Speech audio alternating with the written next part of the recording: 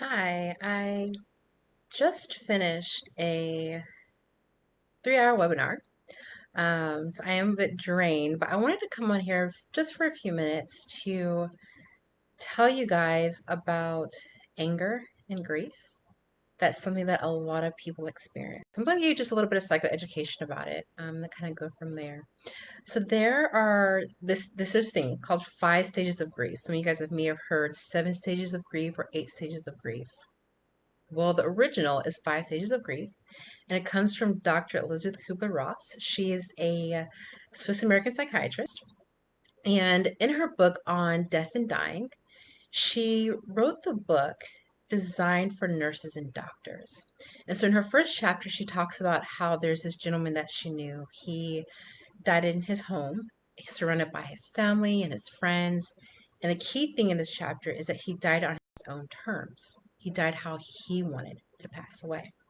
And then she makes the comparison how it happens nowadays for many people. They die in the hospital. It's decisions are made on their behalf. And she was making the distinction between the two. And in her book, she talks about her experience of interviewing 200 terminally ill people.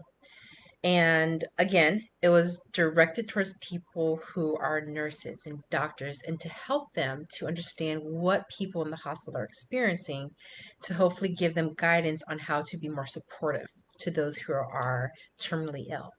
And so when she did this interview, she learned that there are several similarities that a lot of people had in common.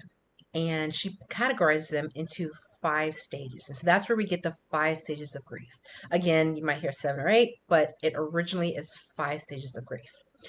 And so we're going to talk today about one of the stages. It is the stage of anger. I'm actually going to read an excerpt from her book.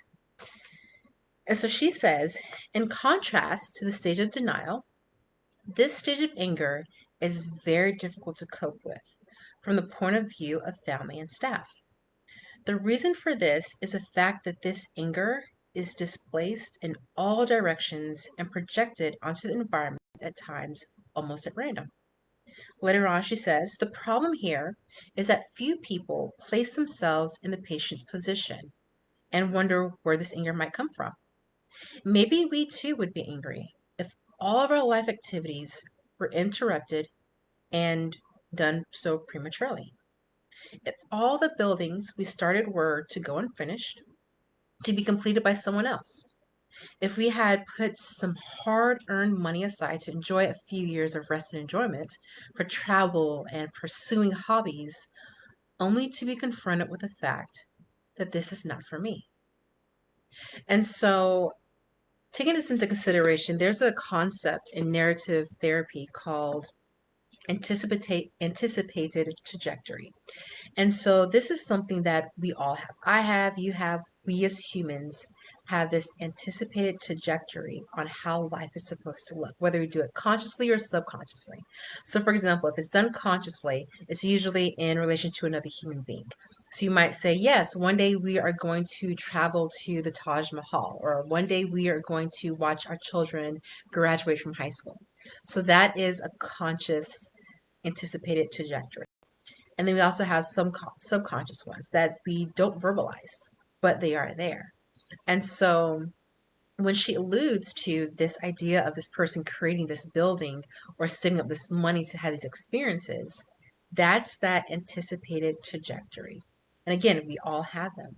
So imagine you have this anticipation. This is how life is going to be. And then all of a sudden, this event happens and it's completely stripped away. You no longer have access to this dream manifesting. And for some people, it makes them feel angry because they've been deprived, they've been stripped away from this opportunity to experience certain things with the loved one that's no longer here. And so that's the gist of where the anger comes from when people are experiencing grief. And so the question comes, what do we do with this anger? How do we manage this anger? And it's different for everyone. For some people, they might turn to outward expressions such as painting or drawing. Some people who are more intellectually oriented, they might do psychoeducation.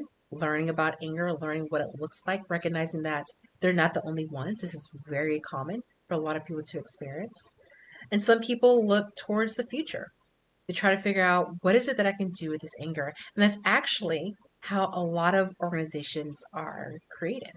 There's a statement that some people say, with the loss of dreams comes realizations of other passions.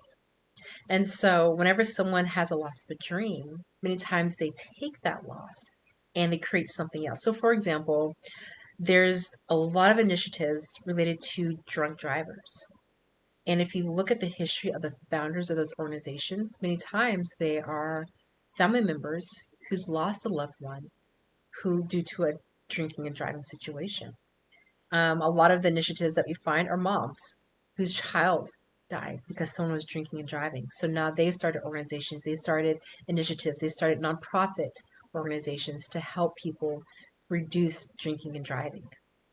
There are plenty of organizations I'm sure you can find in your community. If you find the founder of those organizations, learn about the history, you realize, wow, they experienced a loss in their life and they turned that loss into another vision of creating an organization to help educate people, to help support people who experience the same thing that they experienced.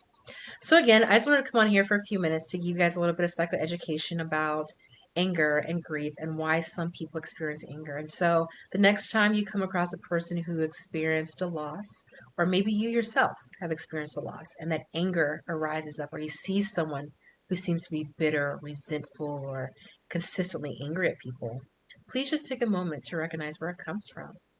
At one point, they had this vision of how their life was going to be, and then that vision was suddenly stripped from them, resulting in them becoming very angry.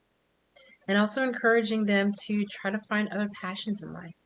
Try to take that anger, that energy, and put it into something positive, putting it into something that helps other people or benefits other people, or even helps them get their voice heard. Well, I hope you guys have an amazing day, and I look forward to talking to you guys soon.